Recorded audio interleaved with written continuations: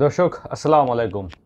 আজকের এই ভিডিওর মাধ্যমে আমি আপনাদেরকে দেখিয়ে দেব প্রমাণ সহকারে যে কিভাবে প্রথম আলো বাংলাদেশের মানুষের সাথে, বাংলাদেশের সাথে, মুসলমানদের সাথে কিভাবে তারা প্রতারণা করতেছে, কিভাবে তারা কৌশলগত দিক অবলম্বন করে তারপর তারা নীরবে নিবৃত্তিতে তারা এই দেশের বিরুদ্ধে ষড়যন্ত্র চালাইতেছে। আপনাদেরকে প্রমাণ সহকারে দেখাবো। কেন ইতিমধ্যে দেখেছি অনেক সুশীল আইসা, ডক্টর জাহিদুর রহমানের মতো লোক আইসা তারপর প্রথম আলোর পক্ষে কথা বলতেছে। সেই জন্য আসলে আমি তার একজন ফ্যান বা ফলোয়ার।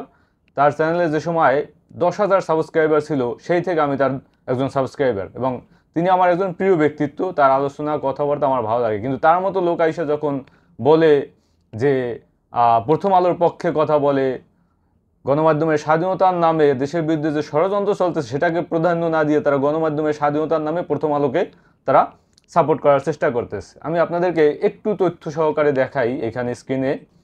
এইখানে দেখেন আমি প্রথম আলো .com-এ আসছি। প্রথম আলো .com-এ এসে এই যে আসসুন্নাহ ফাউন্ডেশন, আপনারা জানেন যে আমাদের আহমদুল্লাহ স্যারের একটা ফাউন্ডেশন, আসসুন্নাহ ফাউন্ডেশন বাংলাদেশের সর্ববৃহৎ একটা ফাউন্ডেশন, এবং এই ফাউন্ডেশনটা যত টাকা খরচ করে বা যত টাকা এখানে মানে আপনার অনুদান আসে, এর থেকে বড় কোনো ফাউন্ডেশন বাংলাদেশে আর নাই বলেই বলা চলে, ঠিক আছে? তো এরকমের সব থেকে একটা বড় ফাউন্ডেশন, যারা লাখ লাখ গাছ লাগায়, শত শত মানুষকে অটোরিকশা দেয়, হাজার হাজার মানুষকে, লাখ লাখ মানুষকে সাহায্য সহযোগিতা করে, তাকে নিয়ে প্রথম আলো কয়টা রিপোর্ট করছে আমি আপনাদেরকে দেখাই। এখানে আমি আসসুন্নাহ ফাউন্ডেশন লিখে প্রথম আলো .com আমি সার্চ দিলাম, দেখবেন যে কীভাবে এরা জাস্ট প্রতারণা করে। দেখেন আসসুন্নাহ ফাউন্ডেশন লেখার পর এখানে আসসুন্নাহ ফাউন্ডেশনে আপনারা কোনো নিউজ দেখতেছেন কিনা, কোনো নিউজ আসছে আসসুন্নাহ ফাউন্ডেশন? এখানে আছে মোমেন ফাউন্ডেশন, মোমেন ভবন, যা আমরা না চিনি না। শক্তি ফাউন্ডেশন, কোথায় কার শক্তি ফাউন্ডেশন? ইমাদ সিতারা খান ফাউন্ডেশন, এরকমের বিভিন্ন রকমের ছোট ছোট ফাউন্ডেশন, যেই ফাউন্ডেশনের নাম আমরা আজ পর্যন্ত শুনি নাই, সেই রকমের ফাউন্ডেশন নিয়ে তারা নিউজ করেছে।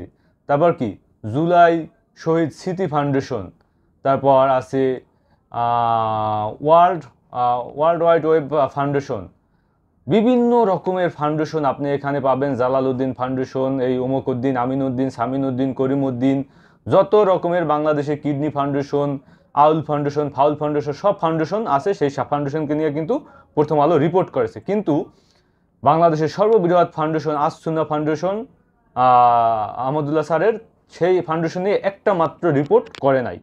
এখন আপনি বলতে পারেন যে রিপোর্ট না করলে কি হবে, সেটা আমি পরে আপনাদেরকে জবাব দিতেছি। এখন আসেন ডেইলি স্টারে। ডেইলি স্টারে আসলাম। এখানে যদি আমি আসসুন্নাহ ফাউন্ডেশন লিখে সার্চ দেই, কয়টা নিউজ আসে দেখাই। বন্যা দুর্গতদের জন্য প্রধান উপদেষ্টার ত্রাণ তহবিলের অনুদান দিল পাঠাও। এখানে আছে আসসুন্নাহ ফাউন্ডেশনের সঙ্গে যৌথভাবে কাজ করছে, ঠিক আছে? এই ব্র্যাক ও আসসুন্নাহ ফাউন্ডেশন, এখানে ব্র্যাকের সাথে আসসুন্নাহ ফাউন্ডেশনের একটা যৌথ কার্যক্রম, সেখানকার একটা নিউজ। ছাত্র জনতার গণ অভ্যুত্থানে আসসুন্নাহ ফাউন্ডেশন ও হিউম্যান রাইটসের তত্ত্বাবধানে একটা কাজ, সেটাকে তারা নিউজ করেছে। তারপর আছে আসসুন্নাহ ফাউন্ডেশন ও হিউম্যান রাইটস, ওই একই নিউজ।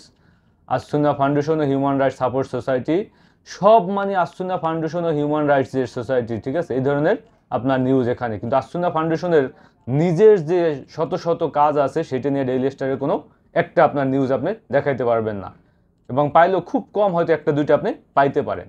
এই গেল ডেইলি স্টার এবং প্রথম আলোর জাতির সাথে বাটপারি। আপনি এখন বলবেন যে অন্য অন্য পেপার পত্রিকা কি নিউজ করেছে কিনা এগুলো নিয়ে।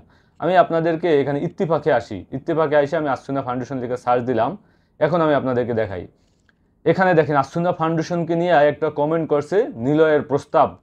নিলয় একটা কমেন্ট করছে আসসুন্নাহ ফাউন্ডেশন, সেটা নিয়ে ইত্তেফাক নিউজ করেছে। বন্যাতদের জন্য আসসুন্নাহ ফাউন্ডেশনের জমা 100 কোটি ছাড়িয়েছে। প্রত্যেকটা 300 শহীদ পরিবারে আসসুন্নাহ ফাউন্ডেশনের সহায়তা। আসসুন্নাহ ফাউন্ডেশনের বন্যা তহবিলে আর কত টাকা পাঠানোর অনুরোধ। অভিজ্ঞতা ছাড়াই আসসুন্নাহ ফাউন্ডেশনের চাকরি। ত্রাণের কার্টুন বিক্রি করে 2 লক্ষ টাকা পেল আসসুন্নাহ ফাউন্ডেশন। আসসুন্নাহ ফাউন্ডেশনের 71 কোটি টাকার পুনর্বাসন কার্যক্রম উদ্বোধন।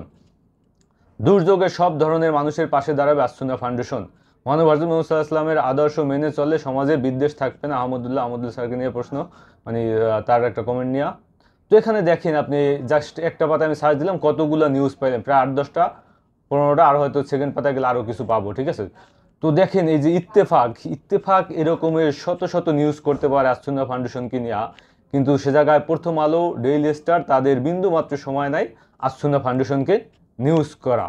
কারণ আসসুন্নাহ ফাউন্ডেশন একটা মুসলমানদের ফাউন্ডেশন, এটা একটা ইসলামিক ফাউন্ডেশন, এই জন্য তাদের ভিতরে অ্যালার্জি শুরু হয়ে গেছে, ঠিক আছে। এর কারণে তারা আপনার এগুলো নিয়ে কাজ করবে না। এখন আমি প্রথম আলোতে আবার আইসা এখানে যদি আমি বিদ্যানন্দ ফাউন্ডেশন লেখা সার্চ দেই, সেখানে কি আসে আমি আপনাদেরকে দেখাই। ম্যাজিক আছে এখানে। চট্টগ্রাম বিশ্ববিদ্যালয়ে 100 শিক্ষার্থীকে বৃত্তি দেবে বিদ্যানন্দ ফাউন্ডেশন। বঙ্গবাজারে আগুন, আংশিক পোড়া কাপড় কিনবে বিদ্যানন্দ ফাউন্ডেশন। বিদ্যানন্দ ফাউন্ডেশনের স্বীকৃতি পেয়েছে দেশের মানুষ। মানে প্রশংসা আর প্রশংসা বিদ্যানন্দ ফাউন্ডেশনের। চট্টগ্রাম বিশ্ববিদ্যালয়ে 100 শিক্ষার্থী পাবেন বিদ্যানন্দের ফাউন্ডেশনের বৃত্তি। মানে একই আপনার নিউজ দুইবার করছে কিন্তু তারা। শত যাচাই বাছাই কঠিন হওয়ার কালে বিদ্যানন্দ বিতর্ক, বিদ্যানন্দ নিয়ে সমালোচনা, প্রশ্নে জবাব দিলেন কিশোর কুমার। যে সময় সমালোচনা আসছিল সেই প্রশ্নের জবাব দিছে কিশোর কুমার, সেটা নিয়েও তারা নিউজ করেছে। রিকশার পেছনে বাহারি রঙের ব্যাগ ঝুলিয়ে দিচ্ছে কেন বিদ্যানন্দ ফাউন্ডেশন। মানে বিদ্যানন্দ ফাউন্ডেশন কোথায় হাগু করলো, কোথায় পেশাব করলো, কোথায় থুতু ফেললো, সব কিছু, এবং কোথায় পলিথিন টকাইলো, সব কিছু তারা আপনার নিউজ করছে। তো একের পর এক এভাবে আপনি শত শত নিউজ পাইবেন যে বিদ্যানন্দ ফাউন্ডেশন নিয়ে আপনার এই যে এরা নিউজ করছে। এখন ডেইলি স্টারে যদি আমি যাই, এখানে যদি বিদ্যানন্দ ফাউন্ডেশন লিখি দেখেন, এখানেও আপনি শত শত নিউজ পাইবেন। বিদ্যানন্দ ফাউন্ডেশনের চেয়ারম্যান কে থাকছে, কে থাকছে না, আর বিদ্যানন্দ ফাউন্ডেশন পরিদর্শনে ভারতীয় হাইকমিশনার, এটাই এলো আমার কথা যে এই দেখেন বিদ্যানন্দ ফাউন্ডেশন পরিদর্শনে ভারতীয় হাইকমিশনার আসছে, সেটা পর্যন্ত ডেইলি স্টার হেডলাইন করে ফেলাইছে। তো এই হইল তাদের কার্যকলাপ, যে দীর্ঘদিন যাবত আমরা যে বলতেছি যে এরা ভারতীয় রয়ের সদস্য, এরা ভারতীয় এজেন্ডা বাংলাদেশে বাস্তবায়ন করে, তার একটা প্রমাণ এই হলো ডেইলি স্টার এবং প্রথম আলো। এরা বাংলাদেশের মুসলিম বিদ্বেষী, বাংলাদেশের মুসলমানদেরকে কীভাবে জঙ্গি বানানো যায়, বাংলাদেশের মুসলমানদেরকে কীভাবে আপনার বিপদে ফেলা যায়, এরকমের বিভিন্ন রকমের কাজ তারা করে। এখন আমি বলি যে আসলে নিউজ করার গুরুত্ব কী। এরা তো নীরবে নিবৃত্তিতে যা করতেছে, ঠিক আছে। যখন বিদেশি কোনো সংস্থা, কোনো একটা প্রতিষ্ঠান আসবে কোনো একটা বাংলাদেশে কাজ করতে, তখন তারা আসলে এই যে বড় বড় পত্রিকাগুলা, পেপারগুলা, তারা কি কি নিউজ করে সেগুলো রিসার্চ করে। তারা রিসার্চ করে দেখে যে কাদের নিয়ে কাজ করা যায়। যখন কোনো দাতা সংস্থা বাইরে থেকে আসবে, কোনো ত্রাণ তহবিল বা বিভিন্ন কিছু তহবিল নিয়ে আসবে, তখন তারা খুঁজবে যে কাদেরকে নিয়ে বেশি নিউজ করা হয়েছে এবং কারা বাংলাদেশের এই যে জনগণের সাথে এই যে দাতা সংস্থার কাজ করে। তখন তারা সার্চ দেবে যে প্রথম আলো, ডেইলি স্টারে সার্চ দিয়ে দেখলো কি সেখানে আসসুন্নাহ ফাউন্ডেশনের নাম নাই, সেখানে বিদ্যানন্দের নাম আছে। তখনই তারা কিন্তু বিদ্যানন্দকে আপনার ফান্ড করবে, বিদ্যানন্দকে তারা প্রাধান্য দিয়ে তারপর বিদ্যানন্দের সাথে কাজ করবে, আসসুন্নাহ ফাউন্ডেশনের সাথে কাজ করবে না।